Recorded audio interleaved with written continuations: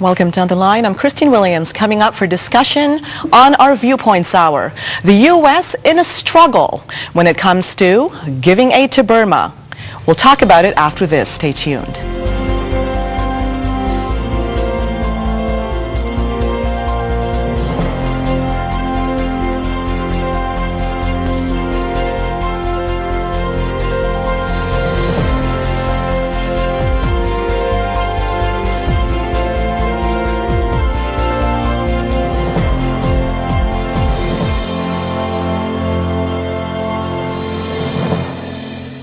And these are the issues we're presenting today to our Viewpoints guests for commentary.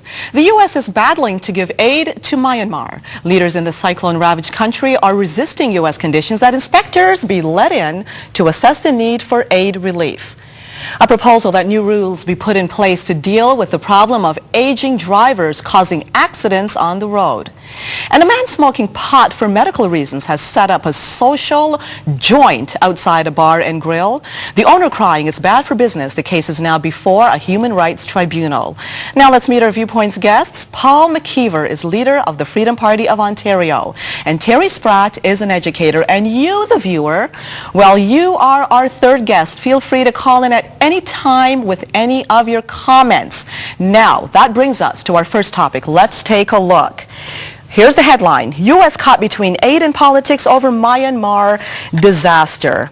Now, here's the take on it for you, the viewer, and for our guest today. It's become a battle for the U.S. to give aid. This is not just the U.S. having trouble here. It's the United Nations, other countries that are choosing to donate to that ravaged country. The military junta there is, well, pretty radical. It's gone so far that even the aid coming in from the States going into Myanmar has generals' names on it in some cases, promoting the military junta there. So my question to you is this. Do you think that the United States perhaps should be continuing to give aid to that country at its own expense, if you want to look at some of the resistance being received and the criticism?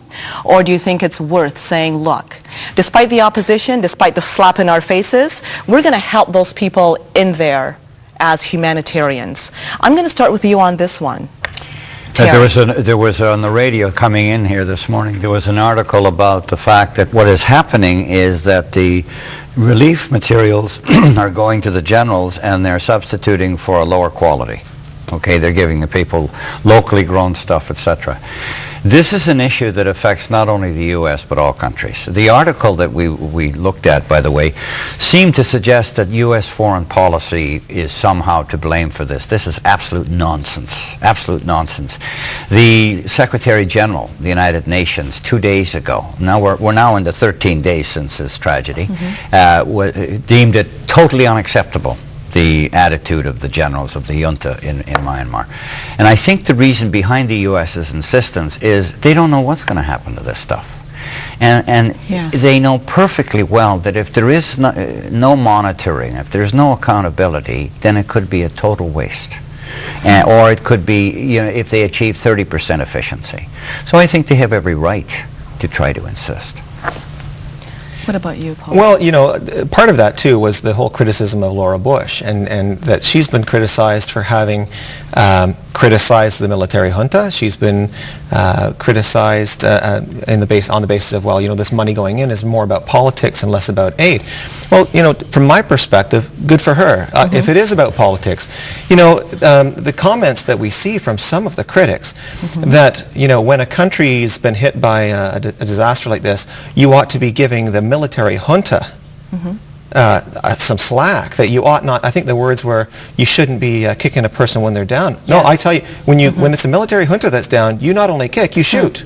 So, you know, no, this is not a time in which to make them look good. This is a time in which to make them look bad. And if they expect anything from many of the Western countries, I think they should expect to have to receive those goods on the terms of the West. Now, that said, I don't think it's up to the government to be spending tax dollars on foreign aid. I'm not in favor of that. I am in favor of people doing with their own money what they want to do, and if they want to spend it on people in another country for disaster relief, there are a number of charitable organizations to do that. Well, certainly not a simple conversation here. Now, for you, the viewer, we're back on air live today, so give us a call at any time to air your views. Now, Bush is being accused, actually, of sort of pushing the political hot button, because at this point, this article that we're talking about here also says that the Congressional Gold Medal of Honor was also granted to a Democratic freedom fighter over there, which is really stirring things up. And he's seen as being an opportunist at this point. Do you have a view on this? Good for him. This is a perfect opportunity again. Yes. I mean, this is a military dictatorship, a socialist dictatorship. It's being supported by other socialist countries because it's socialist. And this is a great opportunity. I mean, the medal was handed out to someone who had won an election but was instead sent to prison. And it was being handed out on the very day when I think it was the anniversary of the election, and also the date when I believe she was going to be sentenced to be kept in prison. And so it was a perfect timing to be awarding that medal, despite the fact that this disaster, which has nothing to do with the medal, was going on at the same time. And I think that those who would condemn Bush for awarding a medal to someone who is a freedom fighter, because there happens to be a disaster on in that country. My goodness, what more can you do? What more positive thing can you do for a country in crisis than to praise freedom fighters and to condemn the people who leave them in a lurch, which is what that military junta has done. Socialism has killed the nation. Now, some people will call it forcing democracy. What would you answer to that? First of all, I think that this woman, Ang Lee, if I remember correctly, is also a Nobel Prize winner. There's no way the military is down. You can't kick people, who are down. They're not down. They'll never be down. They're not the ones that are suffering. The people are suffering, okay? And the real, behind all of this is the fact that international geopolitics, if you want, is at work here. Burma is a client state, as Paul has said, of other countries, and we see the same thing in Darfur. We've seen it in many parts of the world, where the UN is literally impotent to do anything because of the way the United Nations is structured, veto, this, that, and the other thing. How else does public opinion affect change? We have a number of organizations whose main instrument of influence is public opinion. And, so to suggest that we somehow hold our tongue and say nothing. Now, I don't think we have to ratchet it up, okay, but I think we have to call them as we see them and as they really are.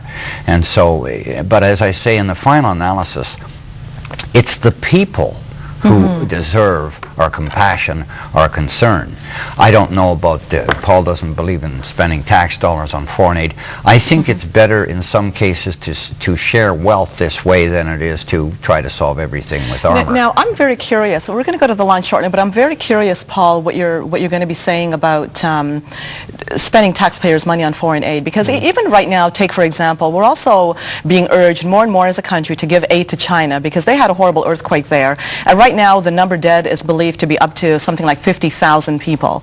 Now, there was an MP a liberal MP that said perhaps we should be not only giving more aid to that country, but even opening our borders to allow family members to come here with other family members. So the question is, how far do we go with this when it comes to, what do you say there, Terry? I think it's well-intentioned and misplaced, the whole idea. First of all, what's misplaced? This notion that we should send money, taxpayer dollars, to China. This is one instance where, excuse me, China doesn't need our money, okay? The real problem in that, and it's in the papers today, is the shoddy workmanship, the substandard materials, okay, the graft that went to contractors and figures, et cetera, et cetera. China is a nation of 1.4 billion people, okay? I don't think they don't need our help. I think the community, the Chinese community of Canada, should they wish, and they've already done so, okay, they can send money and they're fairly comfortable as well. But I think there are better ways of spending Canadian energy and resources than always sending dollars, especially to countries that really don't need dollars. Okay, now we're going to have to go for a break, but please be patient with us because right after the break, I'm going to get straight back to you. And I'd like you to consider this for a moment. I've heard it behind the scenes that there are those who feel, why should the West with its democratic principles, be helping countries that literally despise our way of living and will literally obliterate us if they had the chance? We want to hear what your thoughts are on this. We'll return after this. Stay tuned.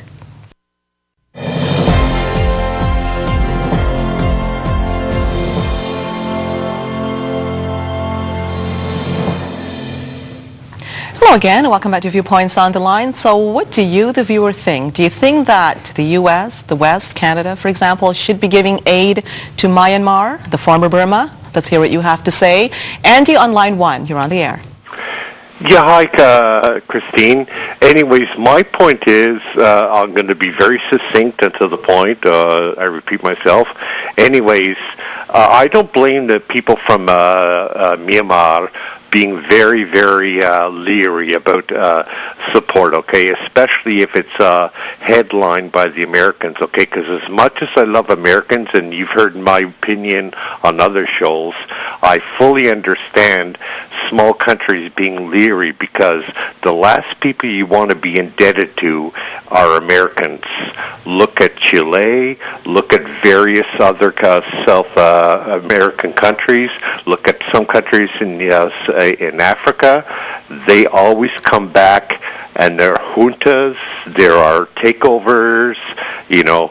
The last people, you know, to accept aid from are Americans. There's always a payback. Do you agree with that? I'm talking to you, the viewer here. Do you agree that with America there's always a payback? We want to hear your thoughts on that. You could reply to Andy as well, and I'd like to hear the two of you on that one. Do you really believe that? No, I think think there's always a payback? No, I think it's a smear. I think it's a smear against the United States and everything that, in theory, it represents. Now, look, no one's saying that American foreign policy is worthless. It isn't. They make all kinds of catastrophic decisions. I'd be the first to say it, but it's hardly the country to be complaining about on this globe.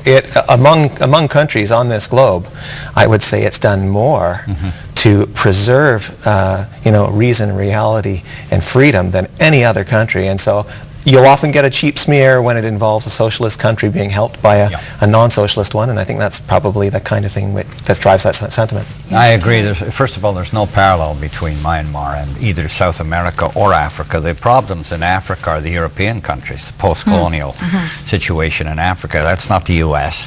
In South America, it's a little bit different. But that has to do with the Cold War and the whole geopolitical struggle we've been going on with for over 50 years. Myanmar is an isolated, almost ironclad country. There's no way that they have anything to fear from American relief. They've been resistant for how many years? I was there 32 years ago. It was as closed then as it is now. And the United States has never had any influence. Okay, let's go now to Unfortunately. Pima on line 5. Hello, Pima, you're on the line. Yeah, my comment is that I do not agree with Andy. If there is a disaster, if United States doesn't respond, then the world keeps saying why United States is absent from the disaster.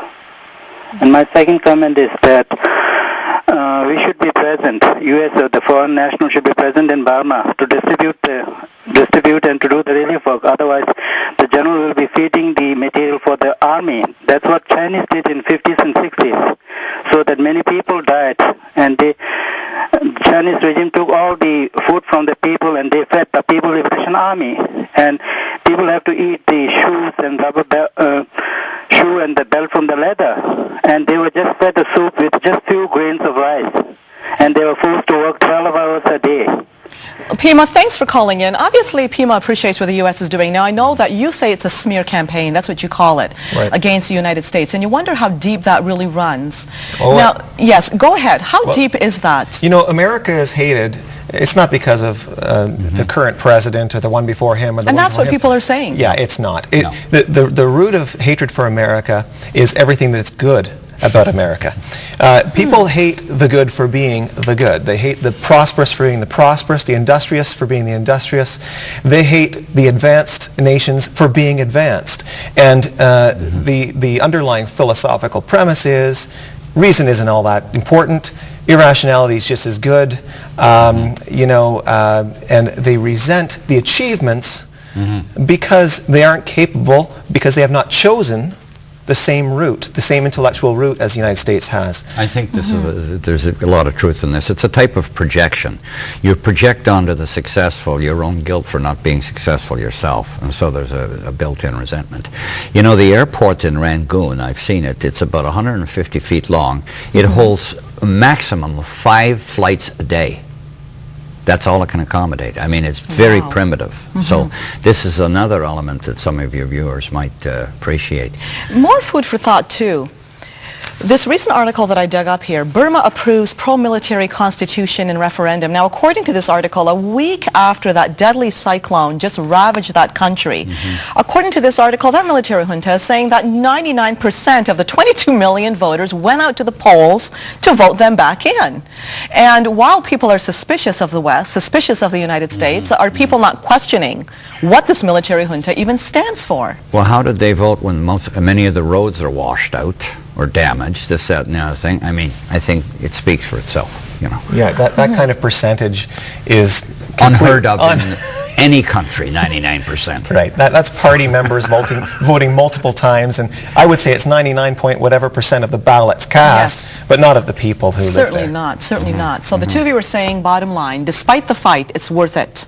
Absolutely. When it comes to people going through a natural disaster. What about if it was a country like Iran, or a country where you knew, for example, that people did approve of that government? China, for instance. Would you say that the U.S., the West alike, should be going the extra mile in order to give aid there, particularly when it's being turned away perhaps, or different names are being put on it to glorify their own agendas? I don't think there's the situation in China is different. Yes. My objection to China is it doesn't need the money. It already owns 40% of U.S. wealth. But if it did, you're okay with that, even with the resistance? If any other situation, if people are in need, you help them. You give it. Doesn't matter if it's an enemy. It doesn't matter whether they're philosophically aligned with you or not. You do give it, because that's a must. You have the higher moral ground that way. But not in this case. They don't need it. I'm going to disagree with my friend on that one. Yes. Yeah, Go ahead. I don't think. I think it's the lower moral ground at that point, because at that point, the country that is taxing its citizens is actually saying, you know, it's not their fault, so therefore the money belongs to them or goes to them. Well, you know, it also wasn't the fault of those who paid those taxes. And so if they choose to make the victims of value in their own lives, I think it's right. If those people, if they have family, for example, loved ones living in a disaster zone, it's right for them to give that money to those people who are values to them personally. But it's wrong to make someone give money to someone who is not a value. And I can tell you that in my life, I don't have many, if any, people in my life who are values to me, who are in favor of violating, you know, life, liberty, and property of individuals. That, to me, is quite heinous. So I can't imagine for the life of me ever wanting to support China, and I think it would be a violation of my rights by my own government were it to do so. See. Now, would you call this the moral low ground like you phrased it, or would you say it's a principle here according to how you're seeing this? I think it's a moral low ground. I don't think need is a proper basis for deciding the allocation of value. Rather, all value should be a trade of values. In other words, you never should be sacrificing a greater value for a lesser one. And it's not a sacrifice. If the person you're saving with your money, for example, is someone you value and keeping them alive is a value to your own life, then that's good. If, on the other hand, you're sacrificing your own life for some stranger that you don't value at all, I think that's not the correct thing to do. Okay, I don't think we're sacrificing our own. You see, there is a principle, the UN, for example, it has UNICEF, UNESCO, etc., and that's where world contributions are spent, okay, for the underdeveloped, the less fortunate, etc. So again, you know, we can agree to disagree. I think that there comes a point when we have to divorce ourselves from the political or if you want, the nexus, the connection that it may have good for us. The higher moral ground is to do things not because it helps us in the long run, but simply on the basis of need.